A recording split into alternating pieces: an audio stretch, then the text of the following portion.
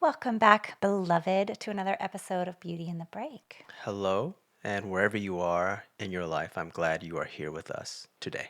I have to admit that I did not think we should do this episode this soon that we're about to do today. Okay, you didn't say any of this. Please I tell me why. know. Well, so I feel like we are in the messy middle of figuring out money. I don't just mean our finances, my finances, your finances as we start to like blend our families together, but our own money trauma and our my individual relationship with money and yours is something that is very active in our relationship right now.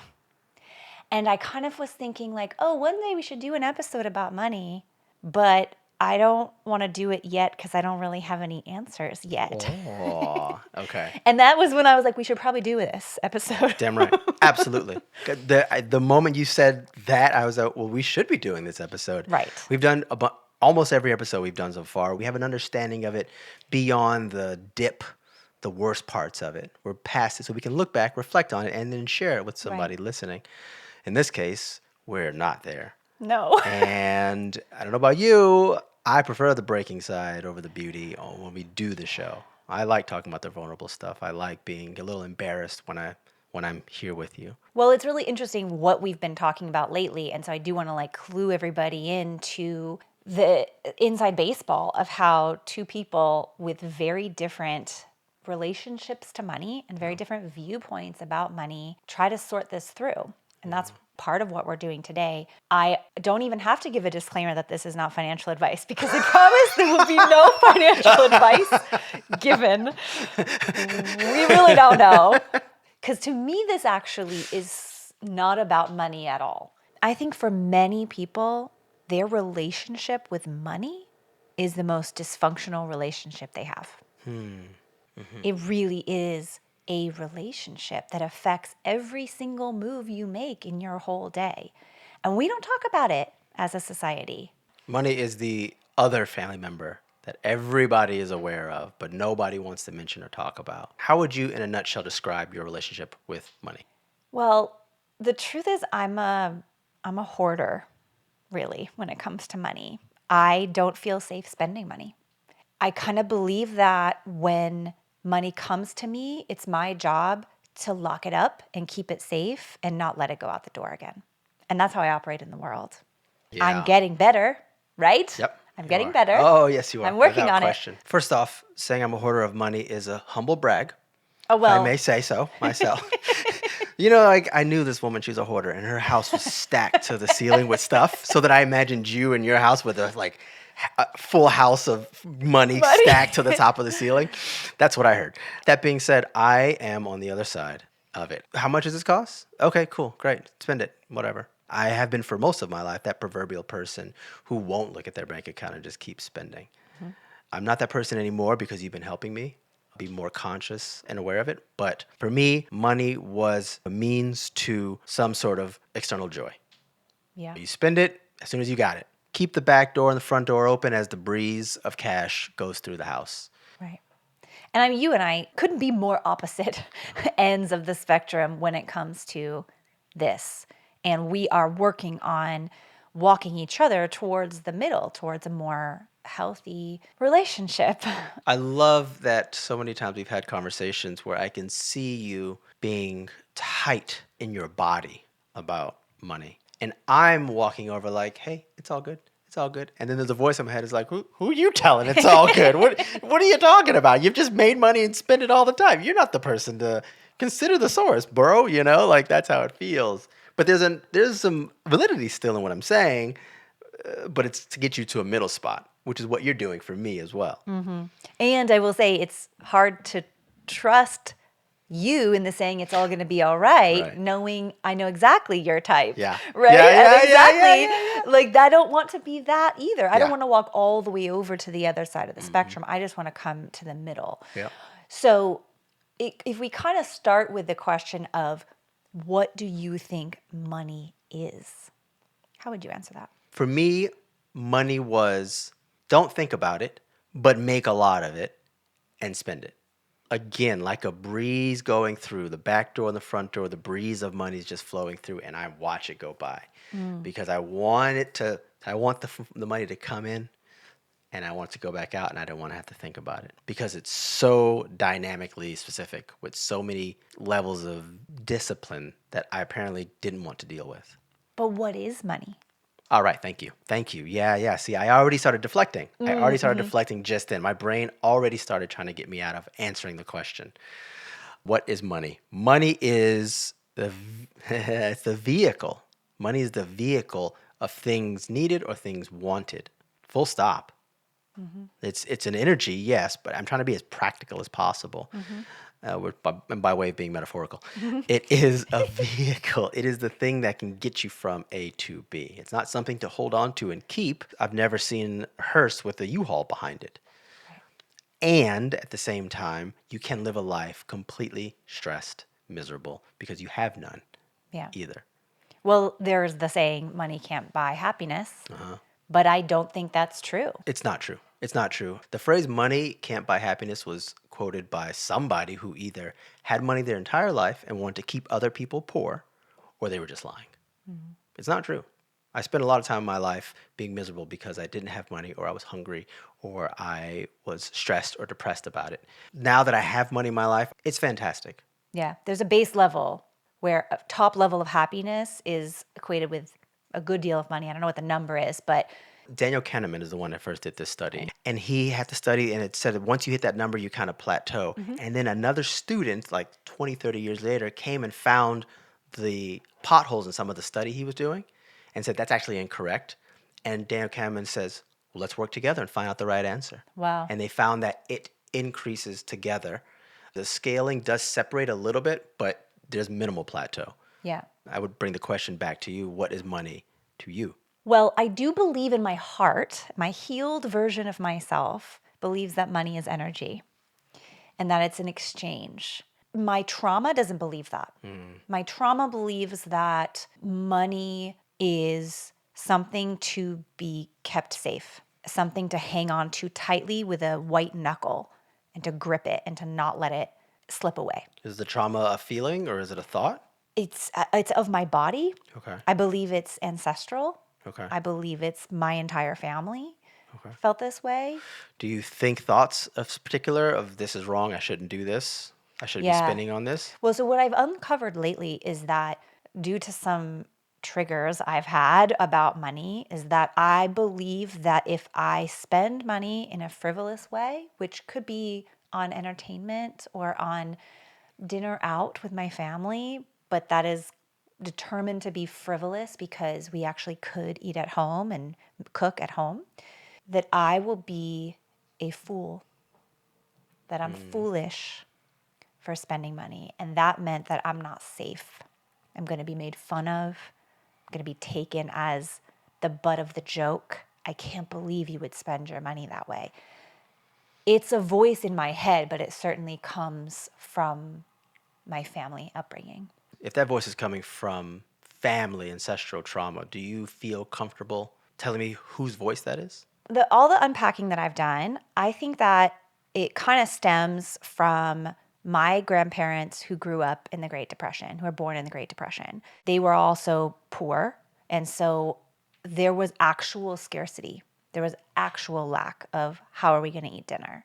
And that kind of bled through my whole family to a place where no matter what amount of money anyone has, the idea is don't be a fool and spend money that you don't have. Be responsible with money. I was good at that. I could save. As from a young age, I could save money, and that was praised and rewarded. And I was told that was a good thing, and it's reinforced by society that it's a good thing. But I still don't believe that it's safe to spend. I only believe it's safe to save. Okay. Tell me why you don't think it's a good thing to have this mentality right now. I think there's a lot of benefits to it, of course. I think it means that I'm quite responsible and I'm never going to not pay my bills and things like that. But it affects a lot of things. It affected my marriage for sure. I stress and hold tightly to things, and I don't allow a lot of fun to happen.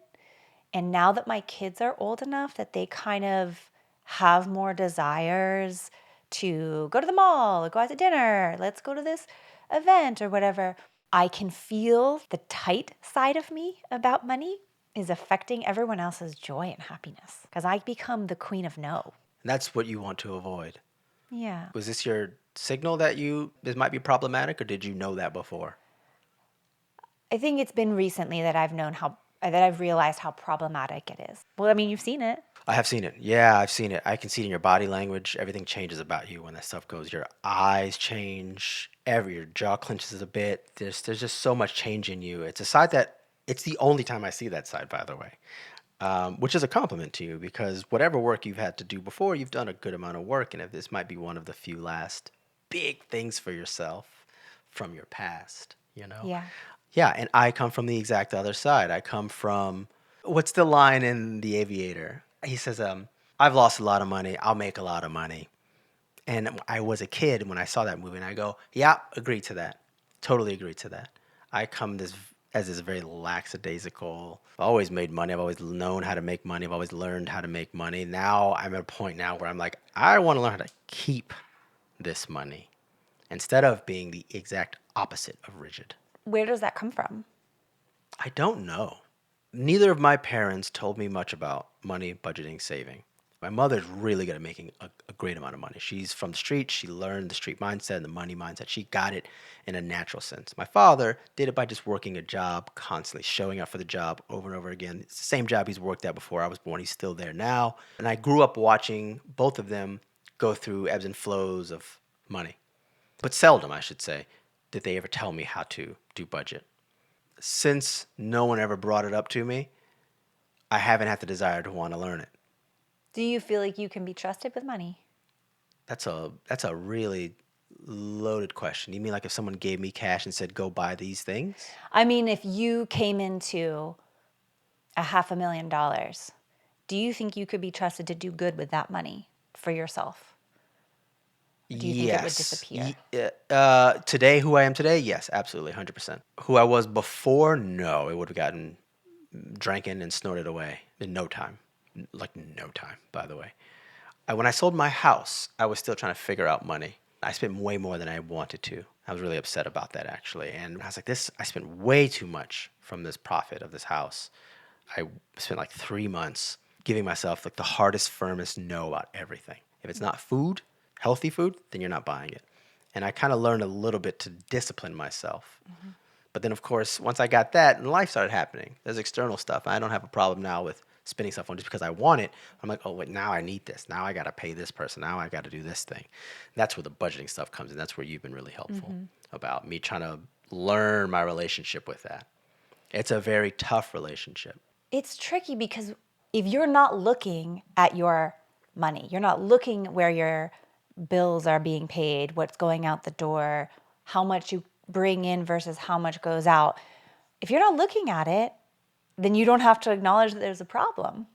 And everybody in society wants to say, wants to avoid the topic of money, especially one-on-one. It's gauche to talk about money. It's inappropriate to tell people how much you make and that kind of stuff. But yet we're confronted with it every single day. Constantly. Like, what kind of capitalistic mendacity do we live in right now? What sort of trickery has been told to us that we shouldn't be talking about money? What employer didn't want two employees to not talk about it so one could find out how slighted they were? Yeah. Right? And then two, I feel like we designate our actual worth with money. Yeah. If someone doesn't make money, then they're not making great, they're not a good person. They're not smart. They're not equipped. If they make too much money, they're also horrible, by the way. Right. But like, what is this worth? Like, what's the worth of this thing I'm buying? It feels like they're asking themselves, what am I worth of this? I feel like we designate ourselves with how much money we should or shouldn't have, and people get embarrassed by that stuff and they don't want to talk about it. Yeah. I think we should be talking about it. I think that's why we have this episode. It literally causes so much stress in people's lives. And look, we're both self-employed. And at some point this summer, you went down with COVID for a week. And at some point, I went down with COVID for a week. We were out money of our clients for an entire week of work because we're self-employed and we don't get sick pay. And it's a real thing. No, I shouldn't be getting paid by my clients for not showing up to my work. But still, I had to eat that. I have to figure that out for myself and readjust everything because it was unexpected. And the unexpected cost for me is something that is a huge trigger for me. Like getting hit with a bill that I didn't expect. Even if I can pay it, the unexpected nature of it is something that just gets me really flooded and anxious. What happens to you physically?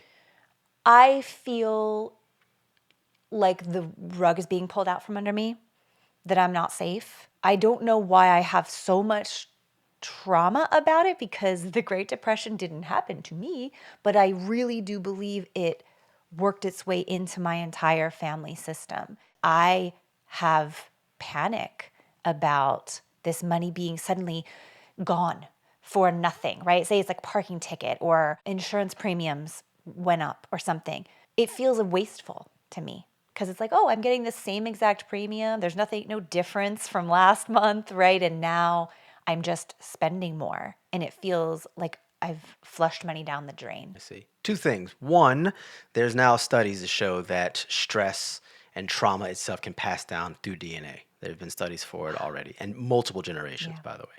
Two, there's still validity in what you're saying. Like, this price goes up on this thing. Have they done something better since then? If they haven't, why is the rate going up? So it sounds like you will latch on to the logical good point to prove your emotional trauma. Yeah, right. That's what it sounds It's like. valid, It's valid. but it doesn't make me feel Yeah. good. It's not incorrect, but it is incomplete. Yeah. Yeah. Okay. Yeah. That makes so much sense. So here's what my theory about having experienced my side of money and then been witness to sort of your mindset about money. And I talk to people about this in my life. Like, what is your experience? What is your experience?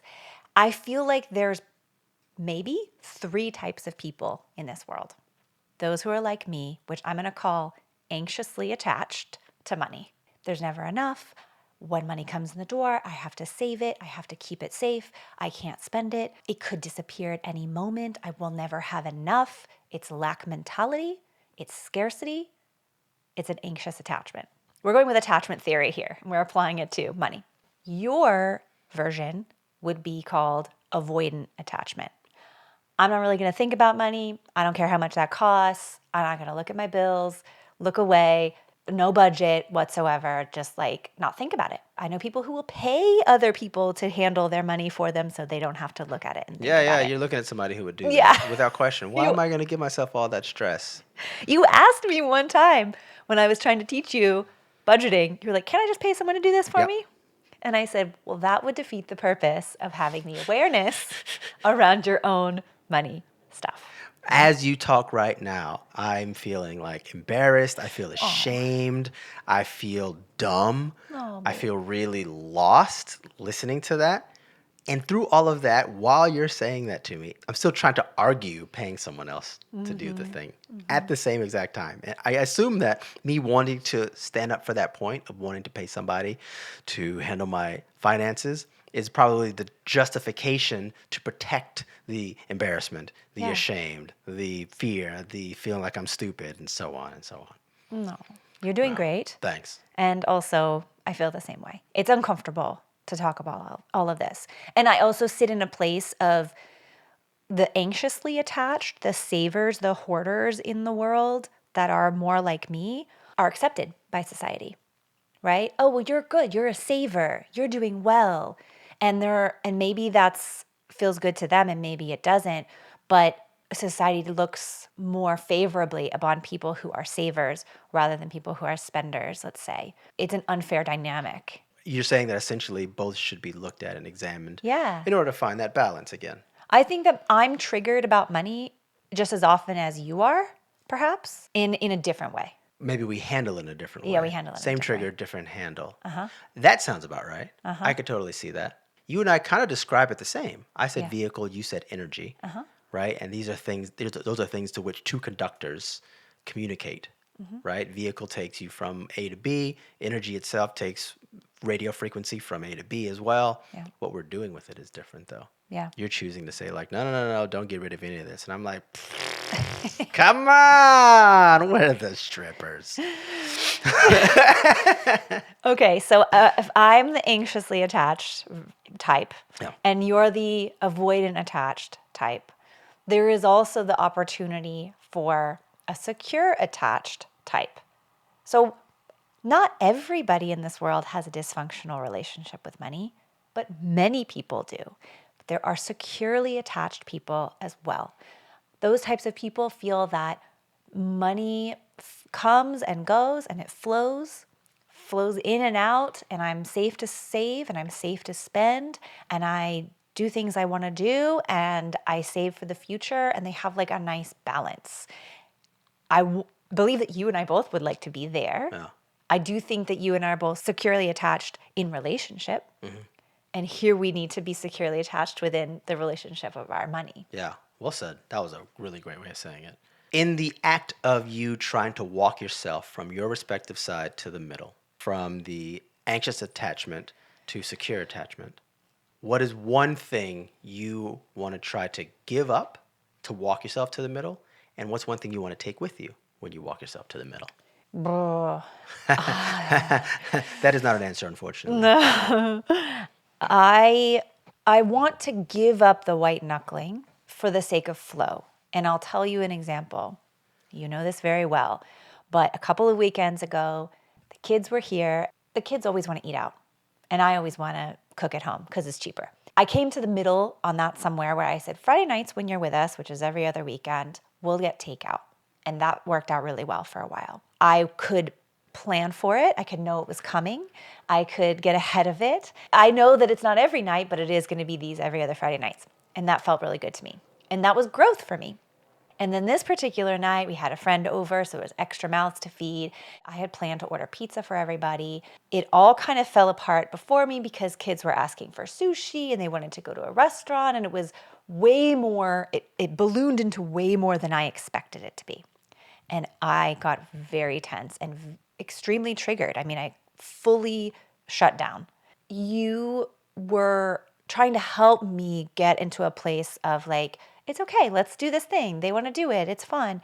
But my nervous system was so dysregulated because I had planned for one thing and we're now talking about something that cost 2 or 3 times as much. It felt really scary in the moment. And what I would like to answer your question, what I would like to take with me towards the middle is the ability to let go of things that are unplanned and embrace some of the spontaneity of life. The releasing of control. Yeah. Yeah, yeah. From that weekend, what I gathered was you wanted to keep the control, but you just moved where you were controlling it. Yes. A little bit. That's true. Yeah. And then I would take with me the understanding that I have about budgeting and saving and spending. With a little more flux and flow to life, I do understand how to invest my money and how to put my money to work for me. That part now actually feels fun. When I get into a place where I'm able to actually put a little money away into investments, I get to play with money and I get to let it sit there and I get to let it turn over. And that is something that I want to give props where it's due. My mom did an amazing job at teaching me from a very young age what to do with money that I had saved and where to put it and how to invest it, and to actually think about an IRA when you are 18 years old, which not many people do. And she encouraged me because I had always worked. I had always provided for myself. I was good at putting it away. And so she helped me to open an IRA and put think about the future, which at 18, when you're going, I don't care what happens when I'm 65. I cannot even fathom that. But she was so right about it. And starting early with a little bit of money is far greater than starting late with a lot of money, actually. So I take that with me and I will teach my kids that too, because that was so valuable. She gave me so much. That's pretty cool. What about you? For me, walking from avoidant attachment with money to secure attachment with money, the thing I would take with me is the realization of life can be fun. You can enjoy these things because we made it all up. Let's not forget, we made all of this stuff up. It's working temporarily in this capitalistic society. We made it up, however, nonetheless. So keep that sense of joy there. The thing that I would leave behind is my desire to want to constantly ignore the voice in my head that's saying, how much do you have to spend on this? Me ignoring that voice is what I want to leave behind.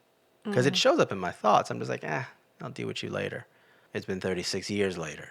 And I'm still ignoring it, you know? And I lucked out to be able to make enough money in my life that some people who think this way, they end up with no money and then they're done. You're in a hole. And once you're in that hole, you're stuck. I'm fortunate enough that that didn't happen to me.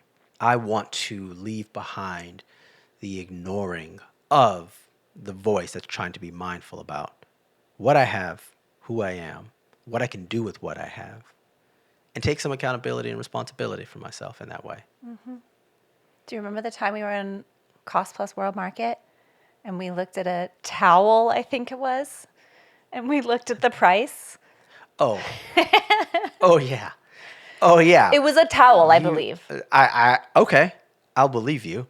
Yes, please. Would you like to recreate this moment? We were at Cost Plus World Market. I don't think we had been shopping together all that long in our relationship, so we hadn't uncovered our money stuff yet. And That's a great we metaphor. picked up this towel, and it was pretty, but it was a nice towel. And the price tag turned over, and it was $40. And I looked at it. Yeah. It was great. It's a perfect metaphor because I was like, oh, cool. I like this towel. Check this out. It's great. How much is it? Oh, okay. And then you went, $40? And anybody, if you're listening, you've been to World Market, it's quiet in there. Yeah. So in the middle of some silence and like some like nice jazz is being played, you just hear $40. Anytime the number 40 shows up in anything we do, we're like, 40 minutes? It was a prime example of you being like, yeah, well, if I like the towel, I like the towel. I'm going to buy it. And I was like, never in my life would I spend $40 on a towel. It would be a pox on my whole family. World Market is the best. I would never say a thing wrong about them. As a matter of fact, I would take 15 to 30 seconds out of this show to talk about how much I enjoy World Market. For the right price. For the right price. I'm your agent For here. the right price. Way more than $40. Okay, so we're walking ourselves towards secure. I kind of explained what I've been doing about it, which is to really look at my triggers and to talk about it openly with people and say, I felt really embarrassed about this. I felt really stressed about this, and it doesn't have to be that way. I'll tell you this story. One time I was meditating and I was dealing with the money stuff at this point in my life as well and unpacking it. And I got this visualization that money was just this circle of energy, and it was a rainbow, and it was so beautiful. And when you really think about it, money is going around and around and around. It's just changing hands. It's not going anywhere. Right. Because my viewpoint was always like, if it's out the bank account, I flushed it down the drain. When I was sick with COVID, I had to have 2 different people back me up as other doulas. And I had to pay for them out of my money. But this means that my money is circulating to other doulas that I care about in my community. What is wrong with that? That's beautiful. That's a beautiful realization. It was a reframe. And I kept, the voice is really strong saying like, I can't believe you're out all this money for an entire week of work. But actually, I was circulating it. So that's something that I'm hanging on to and thinking about. Mm-hmm. How about for you? And how has it been when I've been working on budget stuff with you? First thing first, it's challenging. It's tough. You are gentle and kind constantly. And my brain is always waiting for you to berate me or be sarcastic or be passive aggressive to me because I spent money on something. I'm always waiting for it. Always. Every time you ask me a first question, I already feel like it's a trap. Immediately. And so I don't know if you've noticed this or not, and I'm just noticing it now verbally, consciously while we're having this conversation. Typically, I give you minimal answer. So there's no room for you to try to trap me. I just noticed that I do that now. I've always done it, but I just noticed it in this moment. That's how it feels. And then as of recently, when you've shown me things, how to budget stuff, there's an app for it you can use. There's, whatever. You're telling me like, this is how you're going to put your money in this business account, transfer it to this personal account. All of those things and sitting down with me and talking it through with me. I remind myself, this is a version of self-love. I remind myself every time, this is a version of self-love. It's helped more than anything else. It has been really hard still, nonetheless. There's a deep part of me that just doesn't want to do it. This is a hang up I'm having still to this day. I have gotten lazy still knowing that you're going to text me. You can transfer this money to your personal account. And then I've have clients, male clients who are like, no, my wife handles all the financial stuff. Multiple. So then I get a template of like, oh, this is an option. This is an option. And it's a very easy option.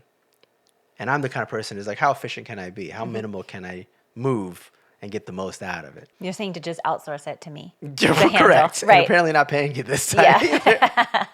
It's very embarrassing for me to say all this stuff, actually. I'm pretty chill for most of these stuff. But just while talking to you, the hand that's not waving around was kind of squeezing my leg a little bit. I didn't notice it until I let it go, actually. It's embarrassing. And again, I'm a little ashamed. Well, and I think helping you through that, because the budgeting is like, I literally could just bounce in here and talk about budgeting, how exciting it is all day. Because Beauty in the budget.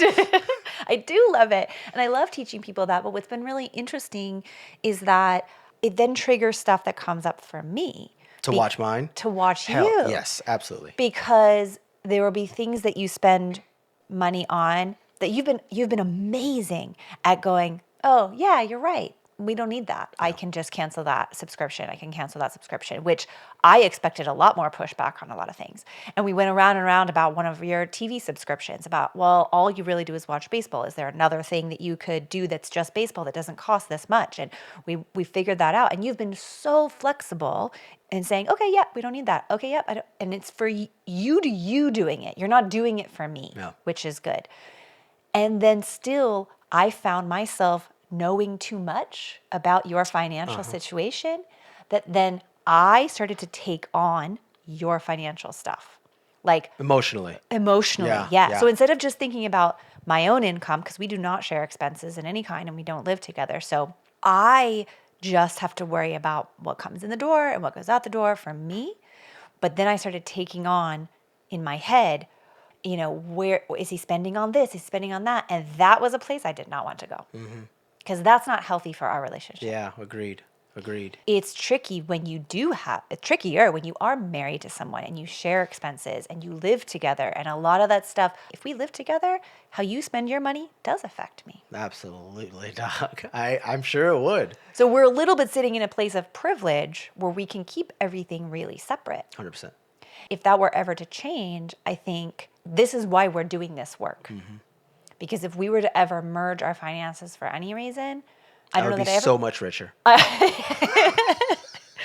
I don't know that I'd ever feel comfortable doing that, but we need to do this work first. Yeah. So what's coming up for me now is just to say that, like, if you're in a position with your partner that you will be merging finances at some point, either because you're living together, and even if you don't have the same bank account, you're sharing expenses, living expenses, or you're getting married, which you really will be sharing your money, to understand whether you're somebody who's anxiously attached, or you're somebody who's avoidant attached, or you're both secure, or one of you's secure and the other's not.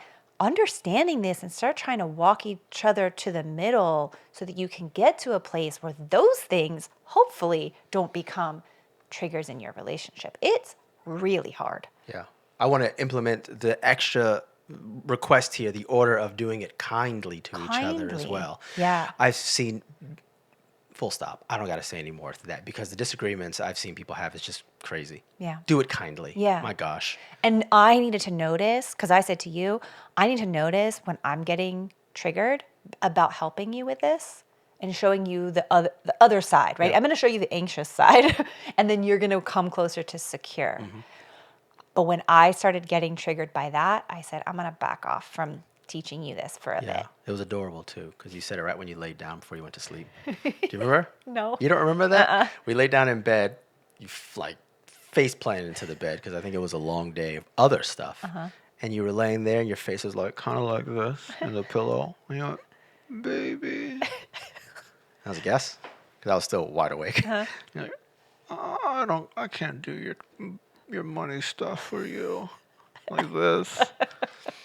I was like, all right, you got it. I'll figure this thing out. And I mulled for like a day or so. And then I came back to you with some questions. And I was like, okay, let me start going through these steps for my own self, which which kind of fits me in a lot of ways as well. I'm pretty good at give me the fundamentals and I'll turn that thing into something new, completely new for me that works in my way.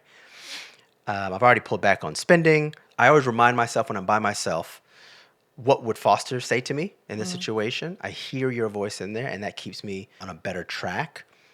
And then some of the steps that I've taken now is remembering that I should fall in love with the practice of something rather than the result of something. Now there's a discipline side to me that I'm like, this is fantastic. Falling in love with the practice of it will consistently yield more and more results. It will yield your ROI. It will compound in whatever it is, in fitness and in meditation, in podcasts, in whatever you're doing. And in this case, money. My way to walk toward it little by little has been getting into a place of discipline, recognizing the discipline, validating that, and therefore I'm falling in love with that. It's like how you feel better when you eat better. Yeah. Even though you still want the fast food. It's like your body feels good when you're eating cleaner. Correct. And that's the reward rather than like, I did the thing. Sort of. For me, it's different. I heard this study once that they were talking about how people will, instead of, again, falling in love with the results, say they're doing a workout, like, I'm going to look great, I'm going to whatever. When they're feeling their worst in the workout, they'll say to themselves, this is a beautiful thing I'm giving myself right now. And then they start falling in love with the first step. Instead of steps 1 through 9 sucking, and then 10 is just glorious. So I tapped into that and hacked that for my own thought process. So it's not even eating this food is going to make me feel healthy. It's this is great that I'm being this way to myself. Right here, right now. And how beautiful is that? Yeah. I love that because how beautiful is that? Because also now as your partner, I trust you that you're going to take it as far. I got you as far as I could go with teaching you stuff. And maybe I can teach you more down the road when my nervous system calms down a little bit. But now you're going to take it and run with it and do something different because you're doing it for you. You're not doing it for me. Correct. Overall, it helps us, both of us, but you're doing it for you. And that kind of translates to a lot of things in this world. Yes, and a lot of things in this relationship that I love a whole lot. One of my favorite things is that you and I will have completely separate circles, and you're focusing on evolving you completely. I'm focusing on me evolving me completely. And then when we come together, we just share what we learned.